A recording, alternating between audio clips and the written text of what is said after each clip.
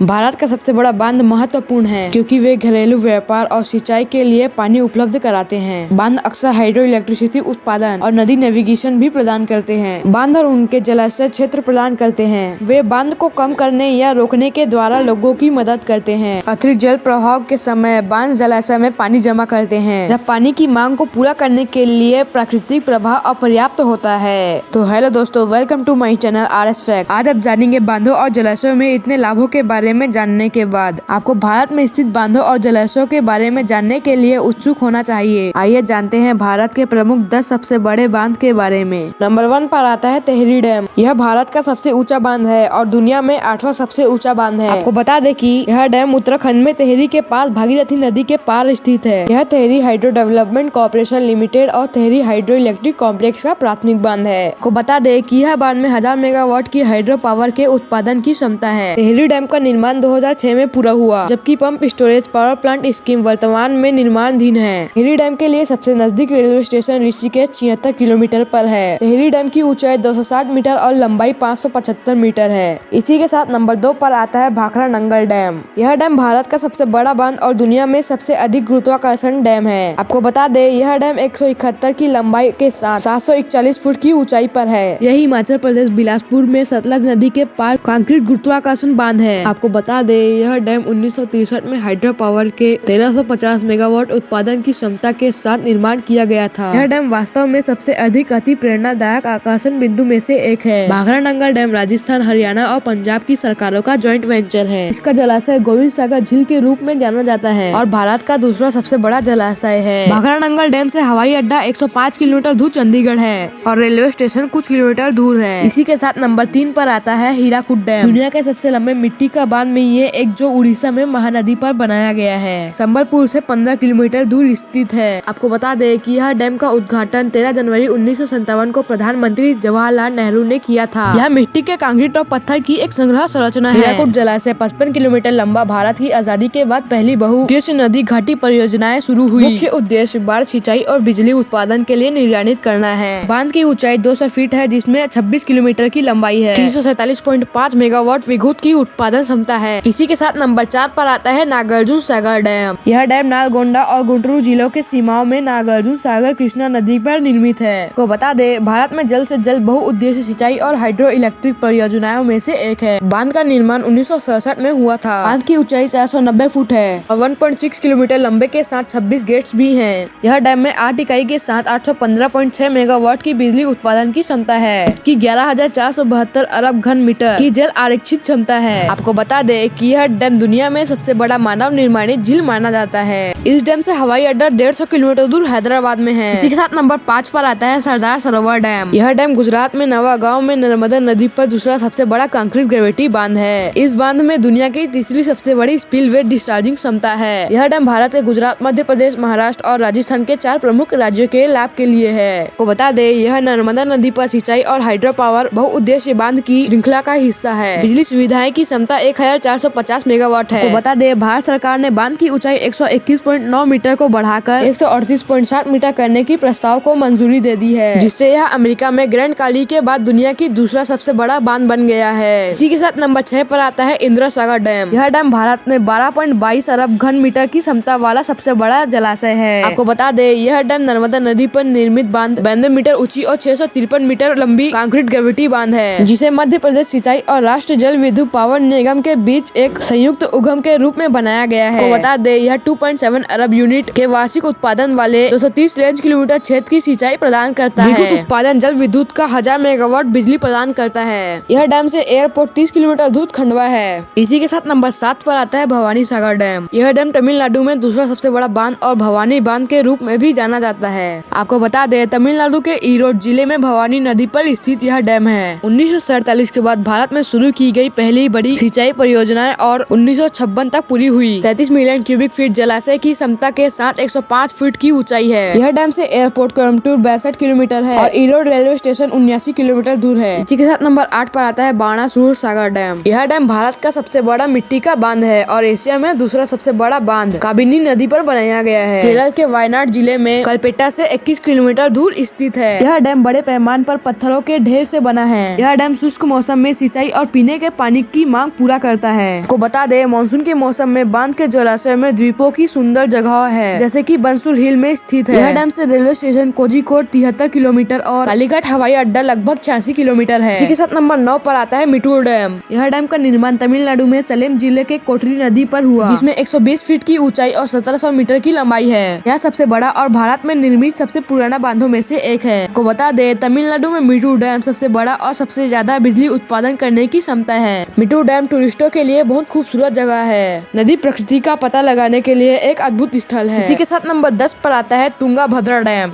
यह डैम कर्नाटक में सबसे प्रसिद्ध बांधों में से एक है। यह डैम लगभग 49 मीटर लंबा है। इस बांध की लंबाई 2441 मीटर है। को बता दे, यह डैम कर्नाटक में स्थित है। इस डैम की स्थापित क्षमता लगभग 72 मेगावाट है। इस डैम की सबसे खास बात तो यह है कि यह डैम पानी की कमी क्षेत्रों को सिंचाई की सुविधा प्रदान करने का बहुत महत्वपूर्ण है। इसी के साथ हमारा यह वीडियो यहीं पर समाप्त होता है। ऐसे ही इंटरेस्टिंग और नॉलेजफुल वीडियो के लिए सब्सक्राइब करना ना भूले। मिलते हैं नेक्स्ट वीडियो में, तब तक के लिए बाय बाय।